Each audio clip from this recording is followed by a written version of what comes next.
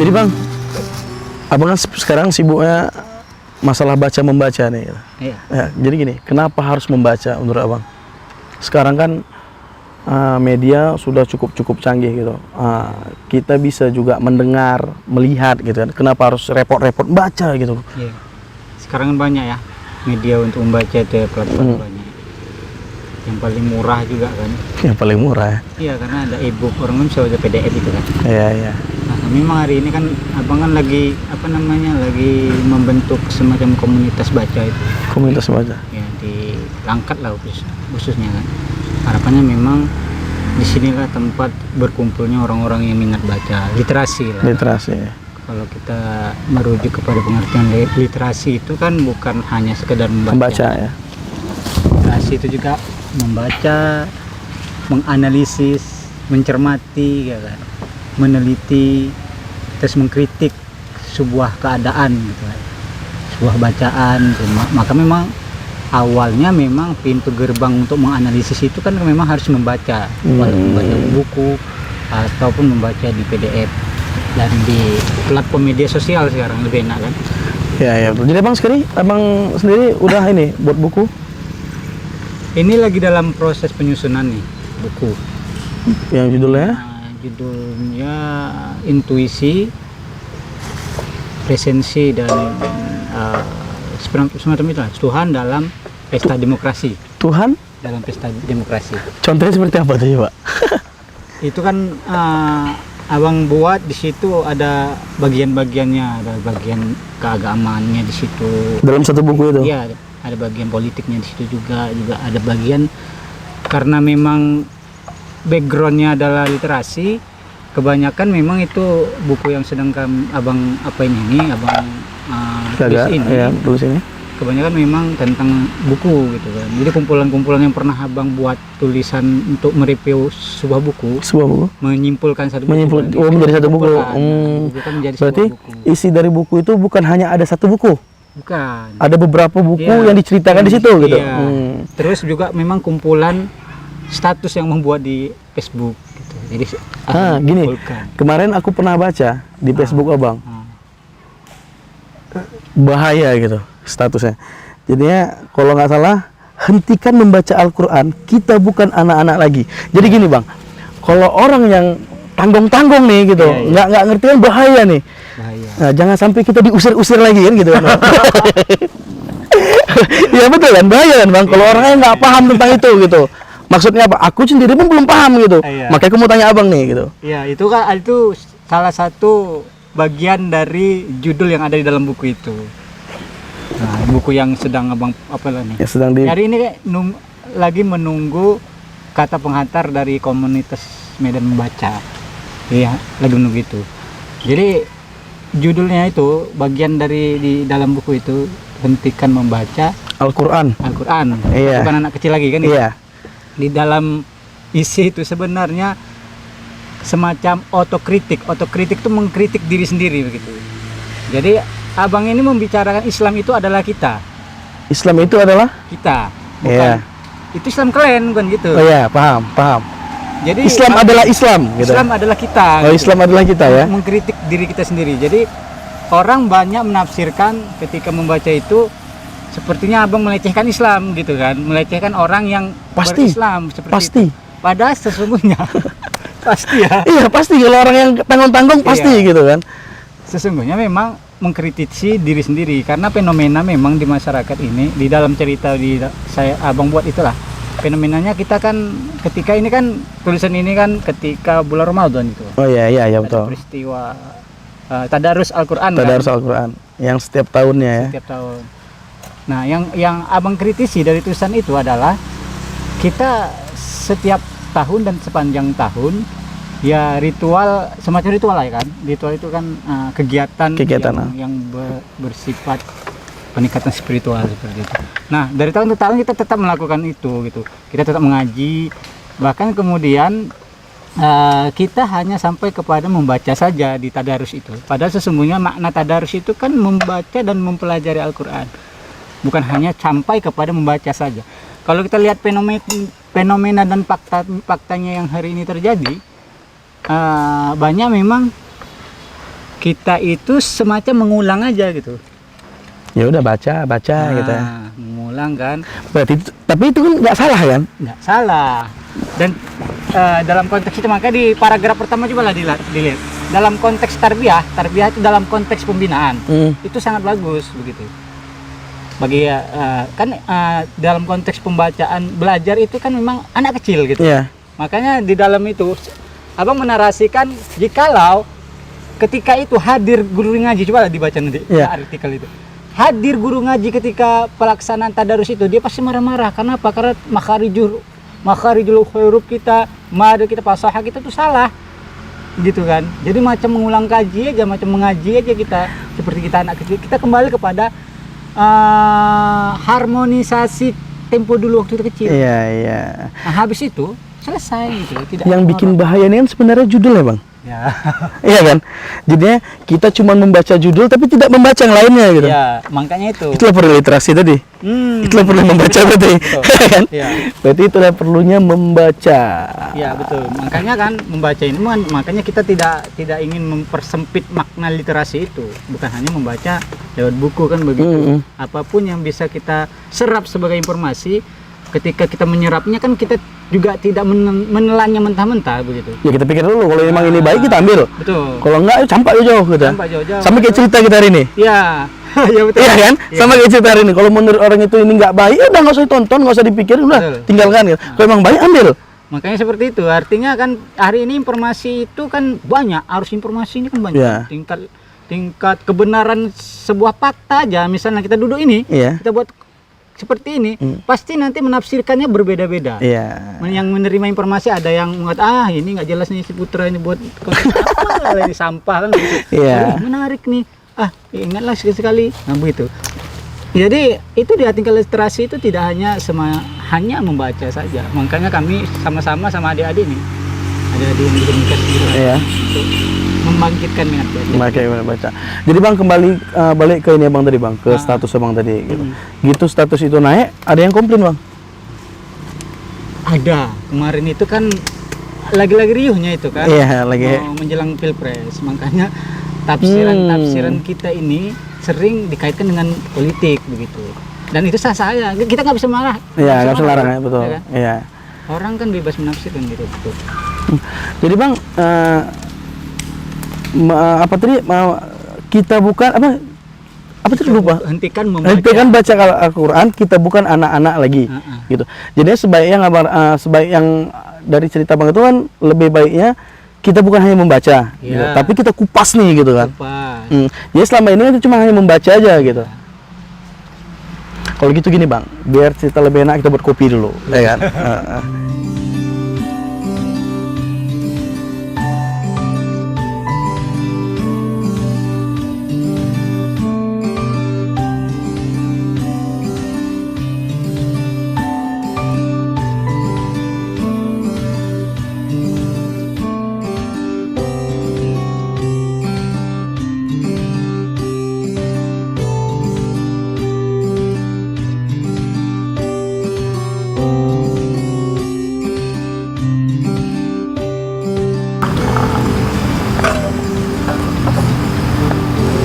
Oke Bang, kita lanjut lagi Bang. Oke. Jadi kan masalah status Bang tadi gitu. Ya. Pemahaman yang Bang kasih kan gini Bang, kan nggak semua orang pahamnya itu kayak gitu. Ya. Kan nggak semua orang kapasitasnya di situ gitu. Jadinya kalau memang orang yang ngaji aja masih sendat-sendat gitu, ya kan memang kapasitasnya di situ kan gitu. Ya. Berarti itu tidak salah. Nggak salah. Ya terus? Ya kan memang ya satu sisi memang rawan status ini, tulisan ini rawan kalau misalnya pemahamannya juga tidak berdasarkan filosofis. Kan Abang memang berangkat dari filsafat nih. Jadi sebenarnya kalau pada peristiwa tadarus itu memang kalau anak-anak ya memang bagus gitu sebagai pembelajaran dia, edukasi dia kan, mengaji dia setidaknya setiap malam di masjid, dan itu bagus. Dan kalaupun memang dipaksakan, maksudnya begini, di dalam tulisan itu kita mau menawarkan menganalisis dalam artian tidak dipaksakan juga kita menafsirkan Al-Quran, kita sesuai dengan kemampuan kita. Setidaknya kita kan bisa mentadaburinya begitu, kita baca terjemahannya lalu kita renungin gitu kan. Misalnya membaca tentang wa aqimus sholata li dzikri, ya kan, dirikanlah sholat untuk mengingatku. Tapi kan bisa direnungkan bagaimana mendirikan sholat dengan mengingat Allah, kan jadi proses perenungan. Jadi Al-Quran yang dibaca pada malam Ramadan itu, pada tadarusan itu, setidaknya menjadi introspeksi diri gitu, biasanya kayak gitu. Nggak mesti dia juga menganalisis segala macam dari sains, dari teknologi. Sementara tingkat membaca Al-Qur'annya juga masih terbata-bata, kan nggak gitu. Maksudnya gitu. Jadi Bang kembali ke komunitas Abang kan gitu. Sampai sekarang ini lah kan, sampai sejauh apa gitu Bang? Dari ini memang Rumah Intuisi itu sebenarnya pada tahun 2010 sudah didirikan, tetapi aktivitasnya melalui media sosial saja memang. Oh, sekarang? Namun setahun belakangan ini sudah coba dimulai aktivitasnya berada di offline lah, tidak di media sosial saja. Gelar buku di perkarakan masjid biasanya kan. Ini karena lagi pembangunan. Iya, untuk sementara ini kan terhambat lagi pembangunan. Kemudian kami beberapa kali mengadakan diskusi bedah buku. Ada kemarin kami undang penulis, dia dosen di salah satu universitas swasta, lagi membuat buku kan, jadi tentang LGBT kemarin, atas hasil dari tesis dia kemarin. Kami hadirkan di isinya LGBT kenapa Bang? Dia meneliti tentang LGBT. Ternyata LGBT itu juga memiliki naluri beragama yang kuat gitu dia. Bukan kemauan dia seperti itu. Jadi dia meneliti kaum LGBT. Jadi itu dimaklumi gitu. Ya enggak di dalam. Jadi maklumi dibilang gitu aja kan gitu. Secara hukum ini kesalahan nggak baca tadi nih ya. Ya kan? Karena nggak baca kan. Kesalahan hukum Islam tetap salah. Karena apa? Karena dia kan sudah menentang fitrahnya sebagai manusia. Karena dia diciptakan laki-laki, kenapa dia menjadi perempuan? Begitu juga sebaliknya. Tapi sebenarnya gini Bang, kalau kita pikirkan Bang, itu kan bukan maunya dia ya Bang? Iya. Jadi gimana Bang? Sebenarnya begitu. Jadi kalau merujuk kepada tesis kawan saya ini, memang kawan abang ini, dia memang dikajinya bukan hanya dari perspektif hukum Islam, dari pandangan hukum Islam saja, tapi dia juga meneliti dari aspek sosialnya kayak mana, dari keluarganya. Ternyata dia dari broken heart, kebanyakan seperti itu, ekspresi kekecewaan terhadap sesuatu kenyataan, ada yang dia ditinggal pacarnya begitu. Kemudian dari kecil dia kena menjadi korban kekerasan seksual, itu trauma kan, kalau dibilang kan itu kan sebenarnya penyakit yang menular Bang.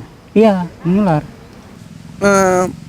Sebenarnya itu kan sudah lama terjadi gitu Bang, di zamannya Nabi Lut gitu. Maaf cakapnya, itu sendiri pun sampai ditenggelamkan gitu. Ditenggelamkan kaum Sodom. Itu sendiri pun sampai kayak gitunya gitu. Kayak mana kita sekarang mampu untuk kalau dibilang membasmi masa nggak bisa Bang? Berat. Gak mungkin kan Bang? Perasaan paling jadi menurut Abang kayak mana gitu? Ya gitu, memberikan edukasi. Kenapa bisa sampai yang trauma dari kecil, dia misalnya jadi korban pelaku kekerasan seksual kan dari kecil. Karena tidak dibekali agama dengan baik gitu. Tingkat literasi terhadap agama itu hanya tekstual aja. Seperti yang Abang bilang tadi, ya membaca Al-Quran aja dia, baca terjemahan, dia tidak tahu apa isi Islam itu sendiri gitu. Karena sesungguhnya di dalam Islam itu yang paling penting, inti ajaran Islam ini bukan hanya sholat 5 waktu sehari semalam, mengerjakan amar ma'ruf dan nahi munkar. Ini kan amar ma'ruf dan nahi munkar ketika konsep tauhid di dalam hati itu telah kuat. Masalahnya inti dari ajaran Islam ini adalah wa ma arsalnaka illa rahmatan lil alamin. Kedamaian gitu. Kedamaian. Jadi untuk mencari kedamaian itu itu dia. Untuk mencari kedamaian itu gitu. Bagaimana kita bisa dapat kedamaian itu gitu. Banyak sih. Islam ini makanya uniknya agama Islam dibandingkan agama yang lain. Islamis ini bisa dikaji dengan banyak perspektif, banyak pandangan, banyak sudut pandang. Contoh salah satunya adalah sudut pandang sudut pandang spiritual. Artinya ya kita pahami inti dari ajaran Islam itu. Intinya apa? Mengajarkan kasih kepada orang lain. Iya. Enggak yang marah-marah. Wah, ya, hancurkan itu gitu ya. Sikit-sikit itu tadi tingkat literasi juga gitu, tingkat literasi yang kaku, hanya membaca tekstualnya saja. Ya udah, lahirlah pemahaman yang tekstual saja. Misalnya memahami ayat-ayat perang, ya udah perang secara fisik. Padahal sesungguhnya perang yang paling besar kata Rasul kan, al-jihadul akbar itu adalah jihad melawan hawa nafsu. Jihad melawan hawa nafsu. Itu yang susah banget ya. Kenapa? Gimana bisa melakukannya gitu? Di situ dia perlu riadah, makanya perlu belajar spiritual Islam tadi gitu. Coba kasih dulu gambarannya. Gambarannya kayak gini.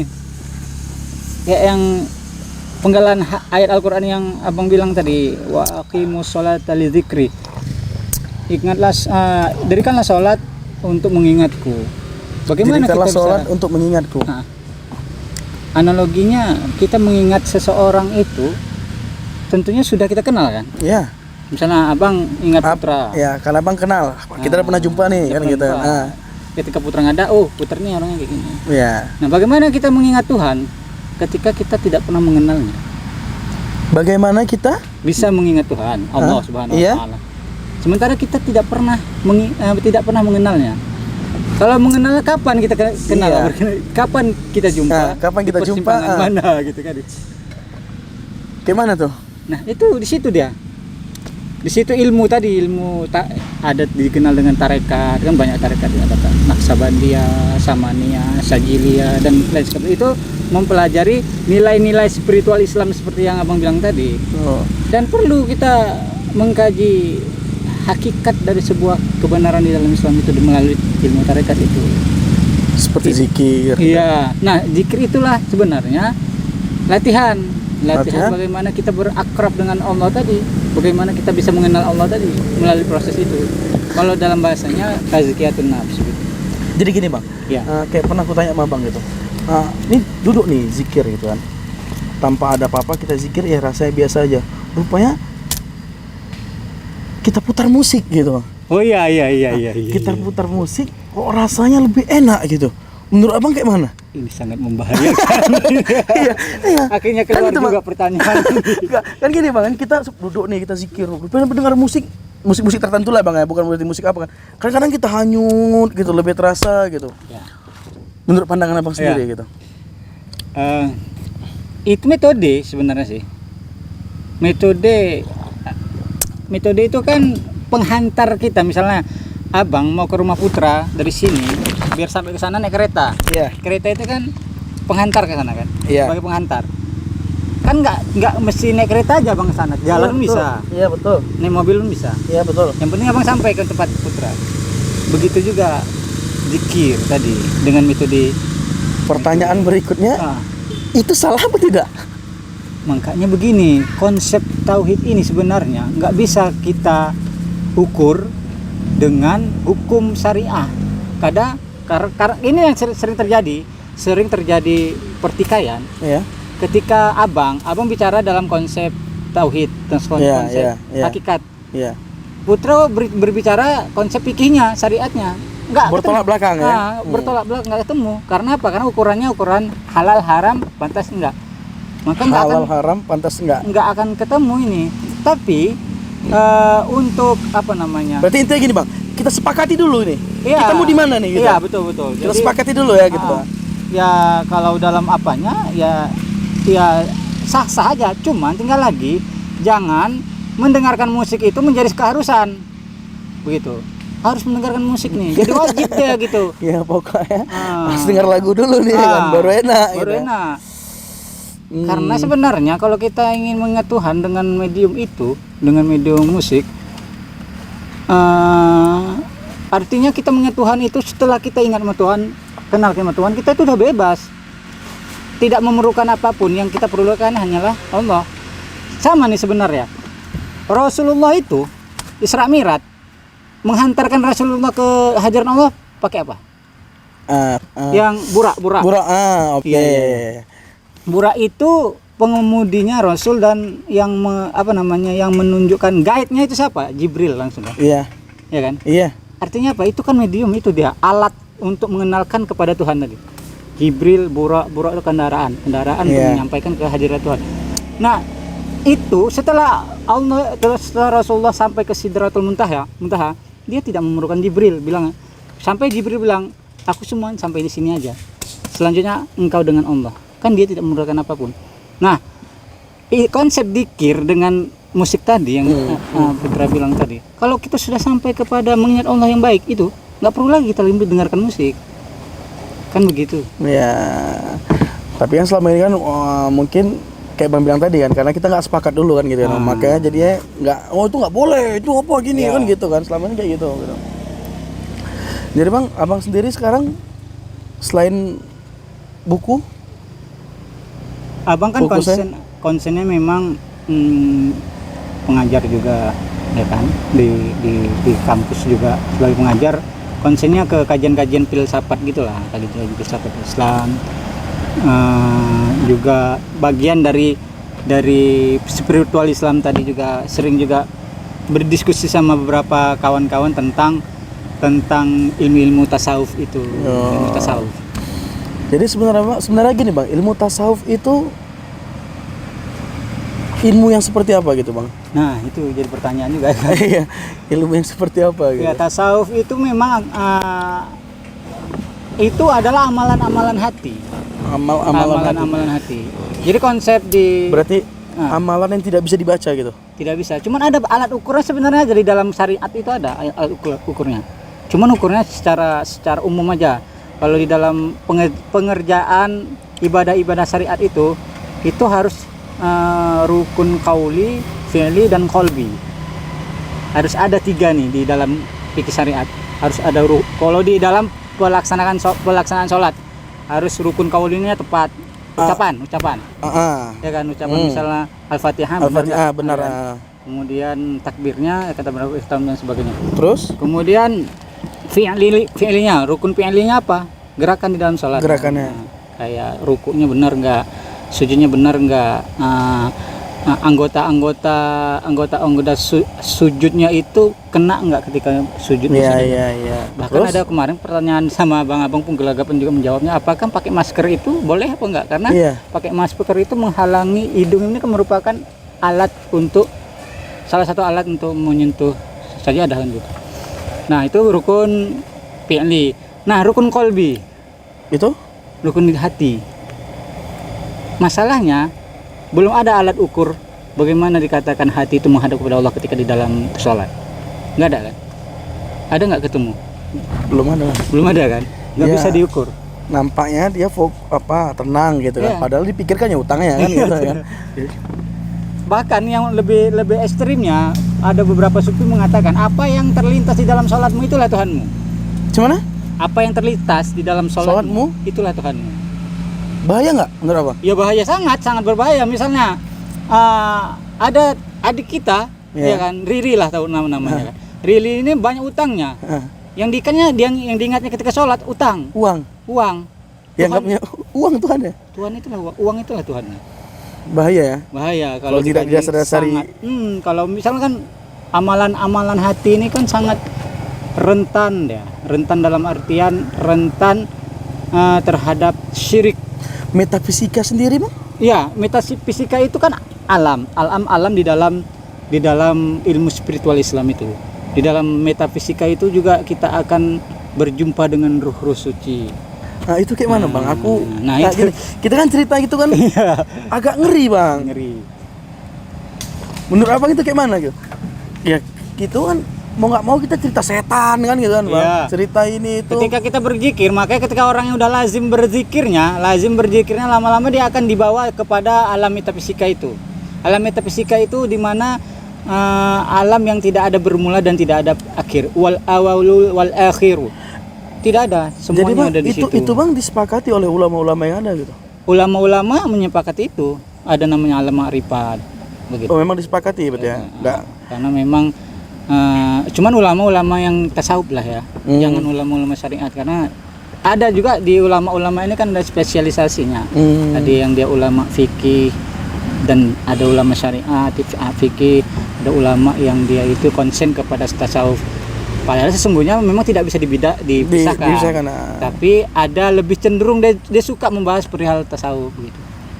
Nah itu maksudnya di dalam alam metafisika inilah hasil dari orang yang benar-benar orang yang lazim dia berzikir, dia udah sering berzikir, dia akan masuk ke alam itu sendiri mah. Prosesnya? Iya, namanya riyadhah itu ya latihan terus dikit sampai pertama kali bisa yang terbang dilihat gitu, adalah setan, itu bukan Tuhan, gitu lah kan. Berarti kan gini bang, kalau kita tanggung-tanggungan bang, pemahaman kita tanggung-tanggung, tidak diajari dengan guru yang baik gitu, yang betul gitu, kan bahaya bang. Sangat Di situ kan berbahaya. banyak pengaruh setan atau apa segala macam kan bang. Ya, karena di dalam alam metafisika itu adalah alam bisa dikatakan alam ruh, dan di situ juga ada juga itu alamnya bersifat universal secara menyeluruh. Orang-orang yang berada di dalam alam itu ada juga ustadz, ada juga kiai, ada juga dukun di situ. Komplit ya? Komplit. Berarti karena bukan hanya alam. Satu alam, bukan hanya ada satu agama juga gitu. Iya. Kalau orang biksu yang dia bertapa, dia akan masuk di alam itu, alam yang pertama ya. Makanya nanti sebenarnya ini adalah kajian yang sangat sensitif. Karena Anda tadi telah memancing saya agak emosi menyampaikan ini. Iya. Sebenarnya nggak layak, tapi ya ini untuk pelajaran begitu. Dan ini yang sebenarnya ringan-ringan juga aja gitu ya. bukan ukuran kebenaran kan kita ini kan. Jadi di dalam alam itu juga ada segala macam. Nah, orang yang sakti itu bisa gitu. Orang yang sholat untuk dipakai ilmu hitam bisa. Tinggal lagi ada nggak penuntunnya? Itulah gunanya mursyid. Nah, Guru. ketika orang berada di dalam alam metafisika, dia sudah sampai ke situ. Hasilnya misalnya bertapa, sampai dia di alam metafisika, dia berjumpa jin di situ. Tapi tidak ada penuntunnya. Tidak ada guru yang betul ya? Tidak ada gurunya. Ya itu diakibatkan sesat. Makanya keluarlah ada orang yang sholat. Alah, udah nggak usah sholat. Ingat aja. Sholat tak perlu sholat. Yang penting udah ingat Tuhan. Udah berada di dalam alam metafisika. Ternyata dia berada di dalam itu. Nggak ada gurunya. Salah Ya, menyimpang, disimpulkannya sendiri dibilangnya. Dia menurut abang kan memang ada bang. Aku pernah dengar juga bang gitu. Nggak perlu sholat gitu. Cukup ingat aja gitu ya. Iya, itu memang itu pertanyaan yang sangat sering ditanyakan oleh orang. Ya, jadi, logikanya kita analogikan aja gini. Ya udah, kau nggak perlu makan. Kau ingat aja kau kenyang. Bisa nggak? Bisa nggak kau kenyang kalau kau nggak makan? Kan begitu. Naiklah selambung ya kan. Yang dihina bukan Tuhan, setan. Ya, makanan kita nggak siap-siap nih, nampaknya lama kali. Itu deh Bu. Jadi bang santai dulu bang, kita tunggu dulu ini ya. Enak aja kopi Bu. Jadi gini bang, inti dari hikmah dari inti pelajaran Islam itu sendiri gitu. Inti ajaran Islam itu ya. Iya. Makanya sebenarnya Islam itu mengajarkan kasih sayang. Bagaimana seseorang bisa berkasih sayang kalau dia tidak dekat dengan Tuhannya? Karena yang mempunyai kasih dan sayang itu adalah Allah. Boleh ulang sekali lagi? Yang mempunyai kasih sayang itu adalah Allah Subhanahu wa taala. Ar-Rahmanur Rahim. Manusia itu adalah pengaplikasian sifat Allah itu. Manusia adalah pewujudan sifat Allah itu. Ar-Rahman. Makanya ada orang yang sangat pengasih dan sangat penyayang deh sama orang. Itu adalah ekspresi dari sifat Allah. Dan dia untuk mewujudkan itu, dia harus latihan spiritual Islam itu tadi. Karena kata Allah, ala bizikrillah tatmainul qulub. Ketahuilah berzikir pada Allah dengan mengingat Allah adalah obat penenang hati. Ya, tapi itu kan bang proses kan bang gitu. Proses. Bukan berarti dia cuma mengerjakan 5 waktu saja, itu salah kan gitu kan bang. Oh enggak lah. Makanya sebenarnya alangkah baik dan bijaksananya ketika orang yang baru ingin berhijrah kepada Islam, dia setidaknya mempelajari fikih dasar dan setidaknya mempelajari tauhid yang benar. Makasih bang. Oke. Makan dulu. Makan dulu bang. Ayo. Oke. Gabung.